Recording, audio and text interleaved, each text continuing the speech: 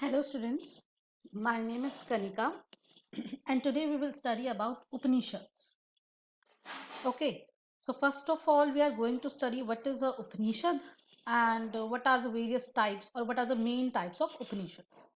Okay, so as the word suggests, Upanishad, you dissect this word, and when we dissect this word, three words came out, Upanishads.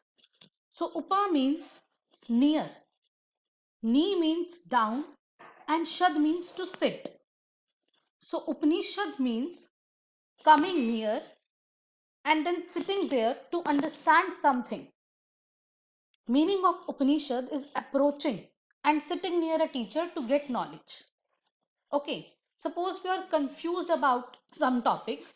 So what will you do in that case? You will approach your teacher and then sit near your teacher and get your queries resolved. So basically these are Upanishads. We can call them as doubt solving sessions.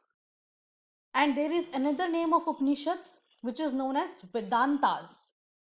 In our Indian traditions, first of all Vedantas come and then Upanishads are the last part of Vedanta. Hence, Upanishads can also be called as Vedantas, meaning end to Vedas, Vedo ka ant, right? So Upanishads are like the doubt solving sessions which are used to occur in ancient times. In Upanishads, conversations happened between teachers and students, wherein the students get their queries resolved by their gurus.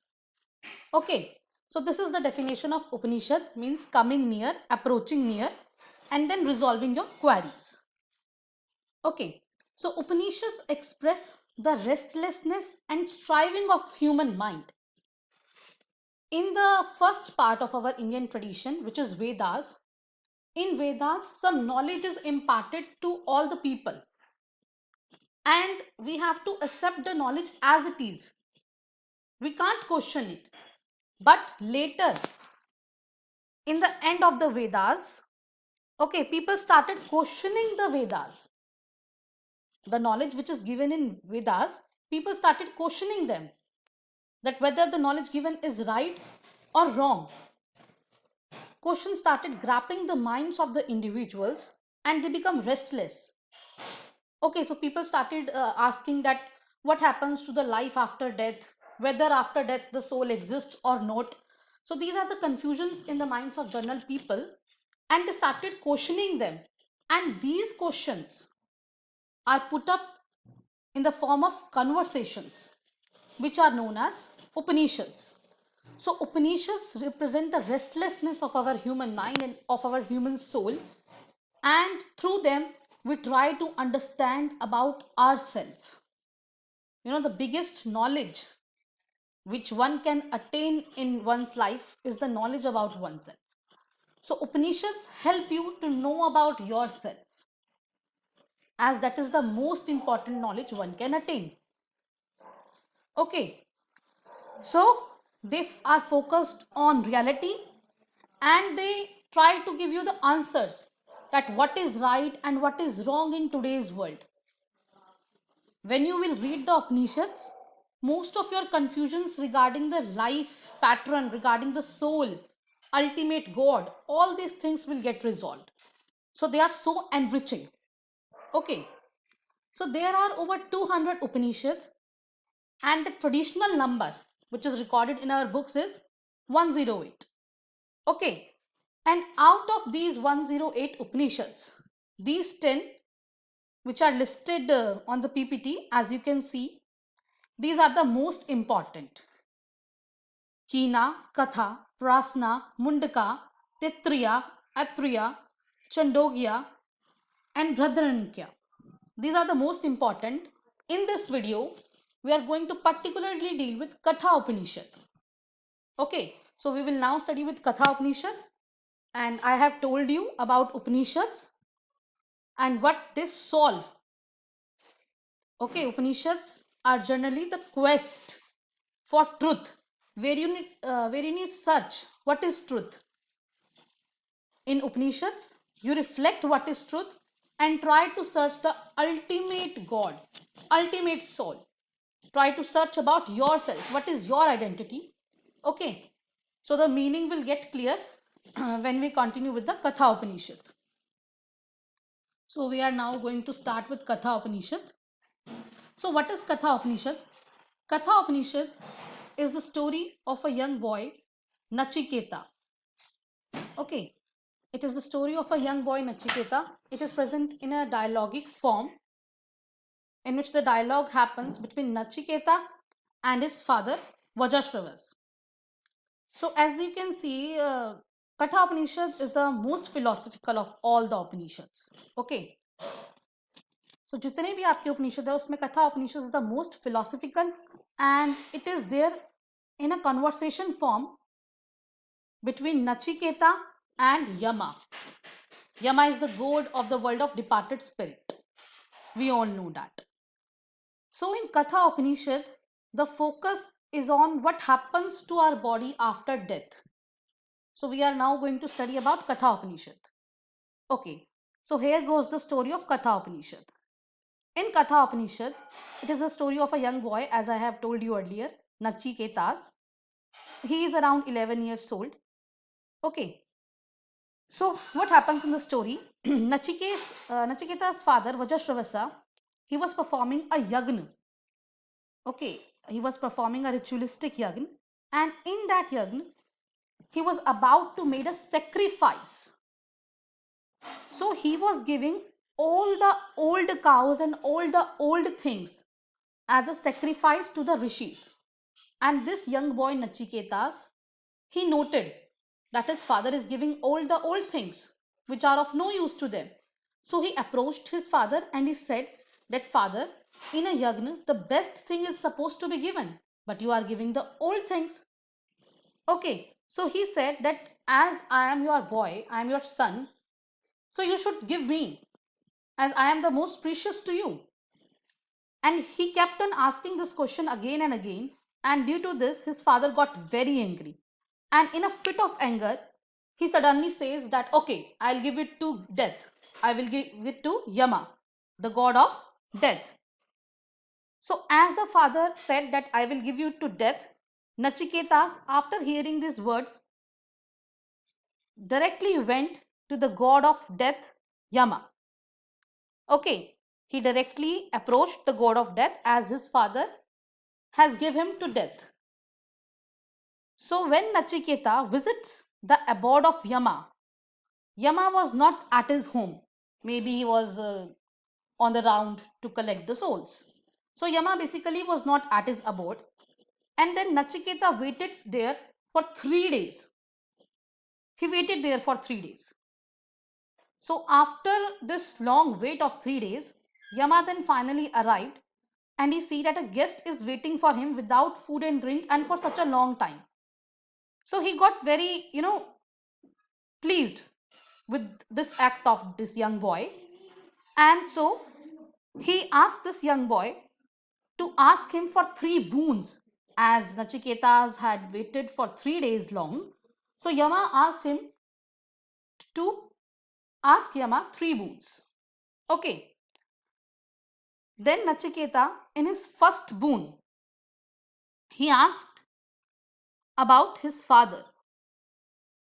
Nachiketa's first wish was that he asked the god to remove all the worry of his father, to remove all the anger of his father. As we have seen previously, that his father, in a fit of anger, has given Nachiketas to the god of death. So we can conclude from that point that the father of Nachiketa is a very angry man. So the first wish of Nachiketa is about his father only.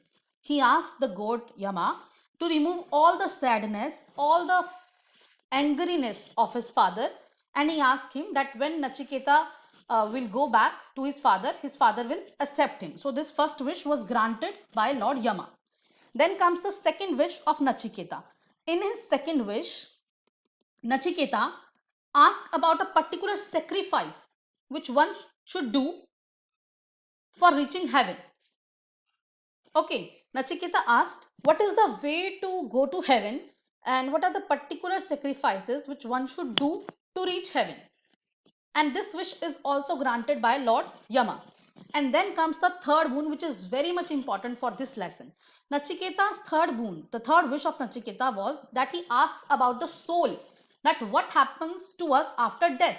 Some people say that the soul exists and some say that soul doesn't exist. So he want to know the myth and he want to know the, this puzzle, what happens to us after death. So after listening this question, Yama tried to dissuade Nachiketa. He tell Nachiketa that you are such a small boy and this answer is unknown to even gods. How can you ask this? Even God doesn't know that. So Yama tried to dissuade him by offering him other things. Like he tell him Nachiketa to get cows, horses, elephants, okay, beauties, celestial beauties, nymphs. But Nachiketa rejected all and he keep on insisting that he wants to know the life after death. So he keep on insisting and then finally the Lord of Death, Yama, had to give up to see the perseverance of this small little boy. And then finally he told him about the death of the human beings, that what happened after we dead. Okay, after we go to the abode, then what happened to us. Okay, so Nachiketa finally convinced Lord Yama, and Yama had no choice but to give him the ultimate knowledge about death and the self. So this small boy Nachiketa teaches us a big lesson, that there are always two options in our life. One is the good one and the other is the pleasurable one. And we as human beings, as we are tied to all this moh and maya, which we say in Hindi, so we are tied to all these. And in general life, we choose the pleasant one over the good one. This is the most important philosophy of this Upanishad. Shreyas and Preyas. Shreyas is the desirable one and Preyas is the pleasurable. And in our life as human beings, we choose always the pleasurable and tend to neglect the desirable. So we always have to choose the desirable, which is good, and not which is pleasurable, which has been done by Nachiketa also. So a wise man will always choose the desirable, and the desirable will lead to a happy and successful life. He picked up the desirable, Nachiketa. He kept on asking, no, I want to know the myth or the puzzle of death only. As the things which are offered by Yama are not permanent. They are all the temporary pleasures. They are the pleasurable one, but not the good one.